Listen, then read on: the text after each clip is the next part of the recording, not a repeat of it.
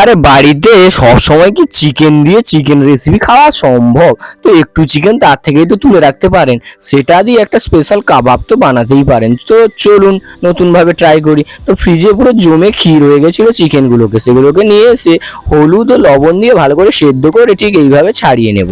ছাড়িয়ে নিয়ে সেদ্ধ করা আলু এর মধ্যে অ্যাড করে দিয়ে পেঁয়াজ কুচি, কাঁচা লঙ্কা কুচি, আদা রসুন পেস্ট ও ধনেপাতা কুচি দিয়ে অল্প পরিমাণে বেসন, পরিমাণ মতো লবণ, হলুদ গুঁড়ো ও চিলি ফ্লেক্স, অরিগ্যানো দিয়ে দেবো।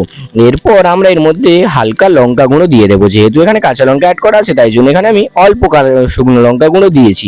তারপর ভালো করে মেখে ঠিক হাতের সাহায্যে এইভাবে শেপ দিয়ে দেবো। তো শেপটা দেখবেন পুরো কাবাবের মতো দিয়েছি। তো কাবাবের মতো এই শেপগুলো হয়ে গেলে এরপর এগুলোকে আমরা ভেজে নেব। তার আগে কর্নফ্লাওয়ারে অল্প জল দিয়ে ভালো করে গুলে নেব। গুলে এই যে কাবাবের শেপগুলো দিয়েছিলাম আমরা, ওটাকেই কর্নফ্লাওয়ার গোলা জলে দিয়ে ব্রেড ক্রামের মধ্যে দিয়ে ভালো করে এটাকে তেলের মধ্যে ফ্রাই করে নেব। হ্যাঁ, ব্রেড ক্রামে ভালো করে দিয়ে পুরো কাবাবের আকৃতির মতো দিয়ে হাতে ভালো করে চিপে নেবেন। তারপর তেলে হালকা আঁচে লাল লাল করে ভেজে নিলেই রেডি হয়ে যাবে আমাদের স্পেশাল চিকেনের একটি ইউনিক কাবাব। তো এই রেসিপিটা আপনাদের কেমন লেগেছে অবশ্যই কমেন্ট করে জানাবেন, এবং বাড়িতে এরপর চিকেন এলে অবশ্যই অল্প তুলে রাখবেন। ঠিক এইভাবে রেসিপিটা বাড়িতে বানিয়ে ট্রাই করে দেখবেন, অবশ্যই অসাধারণ লাগবে খেতে। তো কেমন হয়েছে রেসিপি কমেন্ট করে জানান এবং সাবস্ক্রাইব করে বেল আইকনে ক্লিক করুন। দেখা হচ্ছে পরবর্তী